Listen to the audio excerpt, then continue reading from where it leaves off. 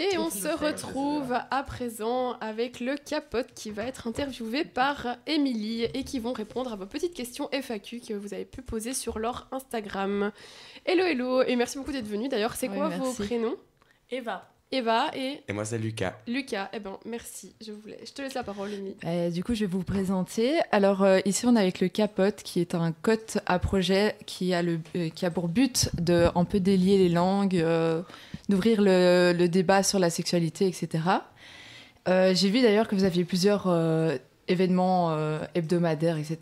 Donc, vous faites des récoltes de serviettes hygiéniques.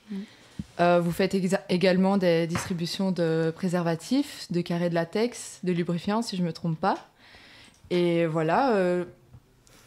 Qu'est-ce que vous avez envie de dire là-dessus ? Si vous voulez présenter un peu votre projet. Voilà. Ok. Du coup, oui. Donc tu as bien commencé. Du coup, oui, on est là un peu pour délier les tabous sur la sexualité, mais pas que. On sensibilise aussi à la protection sexuelle, aux IST et au consentement. On fait aussi partie du plan Sacha et tout ça. Et du coup, on donne évidemment aux capotes, vous pouvez venir sonner rue des Blanchefaux numéro 16 pour avoir des capotes internes, externes, carrés de latex, lubrifiants. Et voilà. On a plusieurs activités. On fait des ateliers sextoy où notre partenaire vient à Louvain-la-Neuve ou parfois on va là-bas pour qu'ils nous montrent un peu toute la diversité. Oui, c'est ça. Voilà. Vous faites des ateliers au soir, par exemple, où vous montrez les différentes variantes de sextoy. C'est ça. Mais pas que pour les femmes, je suppose. Il y a aussi les variantes hommes, etc. Pour tout le monde. Ok, parfait. Et alors, vous aviez préparé une FAQ lundi soir, c'est ça, pour répondre un peu aux questions de vos abonnés, en soi, sur Instagram, c'est ça ? Vous aviez peut-être partagé sur Facebook ? En story Instagram. Oui. Ok, ça va. Est-ce que vous voulez commencer à répondre aux FAQ ? On peut tout de suite commencer. J'ai les questions sous les yeux. Ça va. La première question, c'était « C'est quoi un carré de latex ?» Alors, un carré de latex, pas beaucoup de personnes connaissent, mais c'est littéralement un carré de latex. Ouais. Donc, c'est un petit carré comme ça. Et c'est utilisé pour tout ce qui est préliminaire cunnilingus et annulingus. Ok. Donc, juste on le pose sur la vulve ou sur l'anus et on fait ce qu'on a à faire. Oui, c'est ça. Et ce qui est pratique, c'est que si on n'a pas de carré de latex chez nous, on coupe juste, on va dire... je peux pas vous montrer là parce qu'on est en audio. Mais on coupe une partie du préservatif et on peut juste l'utiliser en carré, quoi. Ah oui, ça fonctionne comme ça, il n'y a pas de danger. Enfin, après, s'il n'y a pas de danger pour la pénétration, je suppose qu'il n'y en a pas pour... Exactement. Ok, parfait.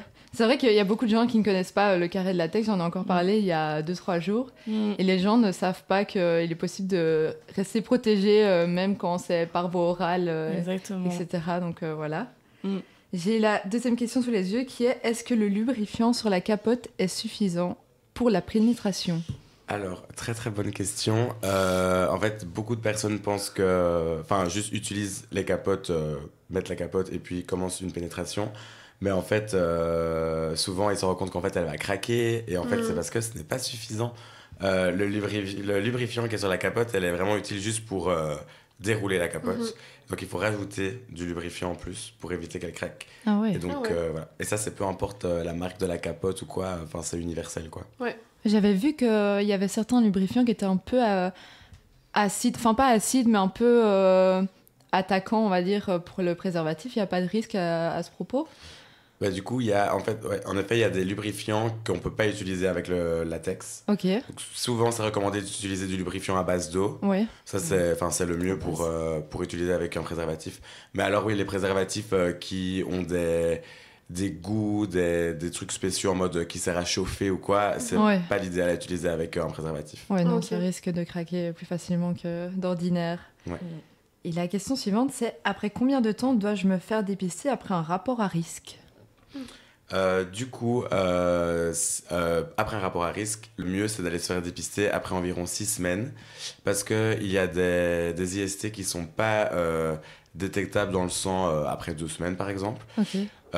Du coup, voilà, l'idéal c'est d'aller après 6 semaines. Maintenant, si vous avez un rapport à risque, que quelqu'un vous dit que la personne avec qui vous avez eu le rapport vous dit j'ai la chlamydia. Par exemple, la chlamydia, ça se voit dans les 2 semaines. Du coup, là, let's go, vas-y, va te faire dépister, quoi. C'est bon à savoir. Oui. Ouais. Je savais pas, parce que t'aurais tendance à dire j'y vais vite. Si t'es au courant que le rapport était à risque, mais du coup, 6 semaines, ok. Ouais, et c'est un peu stressant. J'avais vu qu'il y avait aussi une attente de 6 mois pour certaines maladies. C'est peut-être moi qui suis pas très bien renseignée là-dessus. Par exemple, le VIH, ça se déclare 6 semaines après. 6 alors. semaines, ouais. Ok. 6 semaines. Et oui, du coup, ça, si vous allez vous faire dépister après 3 semaines, alors que vous avez un rapport à risque, le VIH reviendra sûrement d'office négatif, vu qu'il n'y a pas eu le temps qu'il se mette dans le sang. Quoi. Ouais. Donc voilà. Et aussi, bon à savoir, je me dis, c'est toujours pratique de le savoir. Par exemple, les chlamydia ne sont pas détectables dans le sang, c'est qu'avec les frottis. C'est pour ça que quand on fait un dépistage, c'est important de faire l'intégrale, on va dire, selon vos pratiques. Donc il y a les frottis vaginaux, anal, buccal et prise de sang. Et pipi. Et ça dépend si vous avez une vulve ou un pénis, il y a des trucs à faire et des trucs à pas faire. Et j'ai vu aussi, il y a beaucoup de filles et de garçons qui sont pas au courant, mais que le planning familial fait les dépistages gratuitement. Je sais pas si vous organisez des dépistages pendant les quadrimestres, si vous faites des sensibilisations, campagnes, etc. Oui, au CUDO, on a la Love Week. Et donc la Love Week tombe, du coup, vu que c'est la Love Week, il me semble que c'est le jeudi. Mardi et le jeudi. Le mardi et jeudi, dépistage gratuit pour tout le monde. Donc, oui, j'avais vu votre événement, vous aviez fait sur la Grande Place, la place de l'université, etc. C'est le Love Day. Le Love Day. C'est le Love Day. C'est pas dans la même semaine? Si, c'est la même semaine, c'est le lundi. C'est le début de la Love Week. Et aussi dépistage en novembre. Oui, mais du coup, c'est pas nous qui organisons, parce qu'on remet à la personne à qui ça revient, c'est Univers Santé qui organise et nous, on est partenaires. Ouais, collaboration, quoi, normal. Ok, la question suivante, c'est est-ce que la pilule protège des IST? Alors non, bien sûr que non. S'il vous plaît, protégez-vous. Capote interne, capote externe, carré de latex. Et aussi pour les plus courageux d'entre vous, ceux qui veulent vraiment se protéger, gants de latex. Comme ça, on a la totale. Oui, carrément. Oui, c'est pourquoi la bouche, pour les bouches, etc. Plutôt au niveau du doigtage, tout ça. Ok, c'est vrai qu'on n'y pense pas. Ouais, bien sûr, voilà. C'est faux. Et alors, j'ai la dernière question, c'est quoi une capote féminine? C'est moi, pardon. Capote féminine, alors on dit plus capote féminine. D'accord. On dit préservatif interne parce qu'en fait, on peut du coup le mettre dans les personnes qui ont des utérus, donc les personnes à vulve, et aussi dans l'anus. Mais attention, parce que dans les préservatifs internes, on a un petit anneau. Bon, là, du coup, on peut pas montrer non plus. Mais il faut le retirer si on pratique dans l'anus, parce que sinon, on peut avoir un risque d'aspiration. Donc, pas dingue. Voilà, on veut pas trop. J'ai plusieurs questions aussi. J'avais préparé quelques questions. Dans l'ordre de la continuité, on va dire, est-ce que lorsqu'on pratique un rapport anal, on doit toujours faire un lavement, etc. Comment on est censé se préparer à ce genre de pratique? Je ne sais pas si vous êtes préparé à cette question. En vrai, c'est un peu dépendant de la personne, j'imagine. Genre, ça dépend des gens, j'ai l'impression. Genre, c'est ok de faire des lavements à chaque fois, c'est ok de pas en faire. Je veux dire, je pense que c'est à qui le veut, quoi. Ok. Voilà. Il n'y a pas d'obligation, en tout cas, apparemment.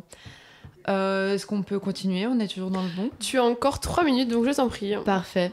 Et j'avais vu que vous aviez aussi un autre événement qui est l'atelier Shibari que vous avez fait déjà au premier quadrimestre. Et qu'est-ce que c'est globalement comme événement? Est-ce que ça s'est bien passé? Est-ce que vous avez aimé? Est-ce que vous allez recommencer? Oui, je pense qu'on va recommencer parce que beaucoup de gens sont venus quand même à l'atelier, ont bien aimé, on a eu des super bons retours. Et donc le Shibari, c'est un art dérivé du BDSM où on attache son partenaire ou sa partenaire ou nous-mêmes, pour les plus courageux, voilà, avec des cordes.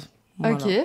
Vous aviez fait ça dans une salle, dans un auditoire. J'avais vu votre TDK passer, parce que moi j'étais en TDK avec Luna d'ailleurs. Oui. Mais vous avez organisé ça comment? Oui, c'est ça. Du coup, c'était c'était l'atelier Maé, donc c'est je sais pas, une organisation qui sont spécialisées là-dedans, qui sont venus à Louvain-la-Neuve le faire. On a eu des soucis avec les auditoires, du coup c'était au sud, mais en vrai de vrai, je pense que les prochaines fois on fera ça dans une petite salle de sport dans le centre du bloc Christ. Avec des tapis, etc. Ouais, ce sera plus simple. Parce que du coup, vous avez organisé l'atelier corde comme ça sur les gens ou vous avez juste montré Ils avaient quand même du matos. Oui. Non, les gens ont fait ils sont venus en binôme et le faisaient avec leur binôme. Ok. Mais donc l'atelier Maé avait vraiment tout le matos nécessaire et il y avait des tapis de yoga et tout. Donc oui, ça va. Oui, c'était ça qui m'intriguait parce que vous aviez dit que c'était des professeurs qui venaient dans un auditoire et je me demandais comment ça se déroulait. C'était une classe, c'était les petits suds. Ok, trop bien. Bah voilà. Un tout grand merci en tout cas pour cette interview et merci beaucoup d'être venu chez Louise pour l'émission On se dit quoi. J'imagine que tous nos auditeurs peuvent vous retrouver sur votre page Instagram et Facebook ou venir toquer à votre porte au Blanchefaux s'ils ont quelques questions, besoin de capotes, de produits hygiéniques, etc. Ou de venir déposer des produits hygiéniques. Aussi, c'est bien de le rappeler. Ils font une récolte de protection. Ok. Donc c'est bien de le rappeler. Pour les personnes dans le besoin qui n'auraient pas les moyens de se les payer. C'est bien de le rappeler. Voilà. Encore un tout grand merci.